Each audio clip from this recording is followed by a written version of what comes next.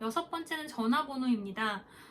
물론 아주 급하지는 않을 수도 있어요. 하지만 고객이 생기거나 거래처가 생겼을 때 그 사람들이 연락을 할 수 있는 연락처가 있어야 되거든요. 상담 및 콜센터의 기능을 하기도 하고, 혹은 본인이 고객들에 대해서 어떤 발신을 하고자 할 때에는 그 발신을 하는 번호가 되기도 합니다. 사실 이 부분도 어떻게 보면은 아까 말씀드린 다른 요소들처럼 신뢰성에 굉장히 영향을 주는 요소이기도 해요. 그리고 명함이나 홈페이지를 봤을 때 여러분도 아시겠지만 02 혹은 010, 070으로 시작을 하거나 1577 혹은 15로 시작하는 그 콜센터 전용의 번호가 있거나 혹은 그 번호들이 없는 경우에 얼만큼 이미지가 다른지는 여러분들도 잘 아실 것 같거든요. 번호가 없는 것보다는 있는 것이 신뢰를 주기 때문에 전화번호도 차츰 고려를 하시는 편이 좋습니다. 일곱 번째는 주소, 즉 사업장입니다. 부업으로 하든 본업으로 하든 어쨌든 세금 계산서뿐만 아니라 사업자 등록을 하려면 사업장을 등록하는 란이 있습니다.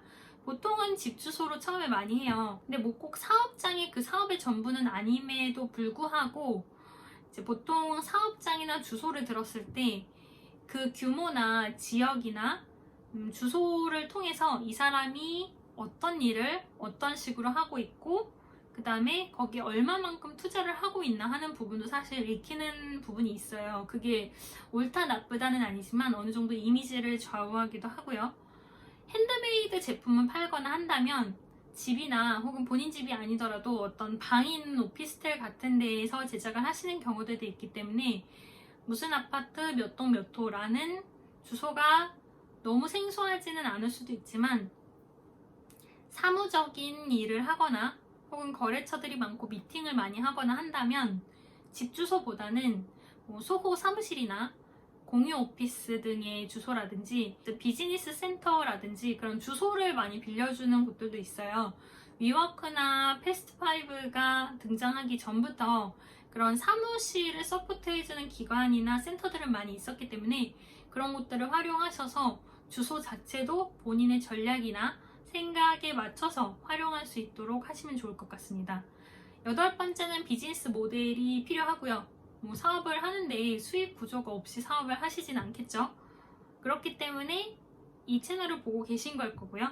그래서 비즈니스 모델의 종류나 내용은 앞으로도 계속해서 소개를 해 갈 것이지만 어쨌든 수익 구조를 생각하는 부분도 사업을 시작하는 데 있어서 필요한 준비의 하나입니다. 아홉 번째는 시뮬레이션입니다. 돈을 얼만큼 벌어야지 하는 계획들은 많이 세우시더라고요. 근데 어떻게 얼만큼을 써야지 하는 계획들이 없이 사업을 시작하시는 경우들도 많이 있으신 것 같습니다. 사실 사업을 시작하면 버는 것도 중요하지만 쓰는 것도 중요하거든요. 유지비도 들고 마케팅을 하는 경우에는 마케팅비도 들고 직원이 있다면 월급이나 알바비도 들고 그 외에 교통비라든지 기기라든지 뭐 도서 구입이라든지 여러 비용들이 다양하게 듭니다. 이 부분들을 또 쓴 만큼 벌어야 되고요. 번 것의 일부를 재투자해야 되기도 합니다. 그럴 때 한 달 혹은 1년 혹은 본인이 설정한 어떤 텀들에 대해서 얼마만큼 벌리고 얼마만큼 쓸 것인지를 계획을 정확히 세우는 것이 중요하고요. 싸니까 일단 많이 사야겠다라든지 매입이 많으면 좋겠지 해서 단순히 쓰는 비용이 늘어나는 것도 좋지는 않습니다. 그리고 뭐 세금도 물론이지만 사무실을 계약을 한다면 보증금이라든지 혹은 고객과 트러블이 생겼을 때 갑작스럽게 비용들이 발생할 수 있어요. 그 때문에라도 평소에 들어가는 비용들, 그 다음에 버는 비용들, 혹은 어떤 돈이 언제 나갈 가능성이 있나라는 부분들을 충분히 시뮬레이션 하는 것이 필요하고요. 가능하면 엑셀로 함수를 조금 써서 계산을 하는 것이 중요하고요. 정 엑셀을 잘 모르겠다, 못하시겠다 라고 생각을 한다면 손으로 계산기를 두드려서라도 얼만큼 벌고 얼만큼 쓸 것인지는 충분히 생각을 해 두시는 것이 좋습니다. 마지막 열 번째는 리스크 매니지먼트입니다. 이 부분은 조금 모호하게 들릴 수도 있는데요. 아까 말씀드린 여러 사례에서처럼 다양한 리스크가 존재를 합니다. 갑자기 사무실의 보증금이 오를 수도 있고요. 직원이 늘어날 수도 있고 혹은 고객과 트러블이 생길 수도 있습니다. 홈페이지나 어딘가에서 새롭게 비용이 발생할 수도 있고요. 거래처에서 문제가 생기거나 계약에 문제가 생기는 경우도 있습니다. 계약서에 적지 않았기 때문에 생기는 문제나 계약서에 적었기 때문에 생기는 문제나 정말 다양한 변수들이 존재하는 가운데 각 상황들에 대해서 대처를 확실하게 하지 않으면 연쇄돼서 또 다른 영향들이 생기기 십상이거든요. 각 상황들에 대해서 사실 이상적인 거는 최소 3안 이상을 생각해 두시면 좋을 것 같고요. 플랜 A, 플랜 B, 플랜 C 정도 있으면 조금 대비하기 쉬우실 것 같고요. 또한 그런 상황에서 어떤 리스크가 있을 수 있을까? 혹은 어떻게 대비를 하면 좋을까? 하는 부분들은 뭐 인터넷도 물론이고 서적도 물론이고 저한테 고민을 의논해 보시는 것도 가능할 수 있고요. 그런 식으로 주변에 많이 물어보거나 해서 다양한 시나리오를 평소에 생각해 두시는 것이 중요합니다.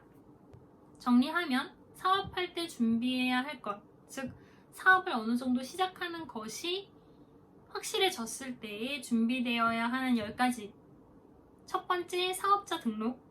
두 번째, 기업명, 회사명 또는 서비스명. 세 번째는 로고를 말씀드렸습니다. 브랜드 아이덴티티에 대해서도 이야기를 드렸습니다. 네 번째, 홈페이지. 다섯 번째, 명함.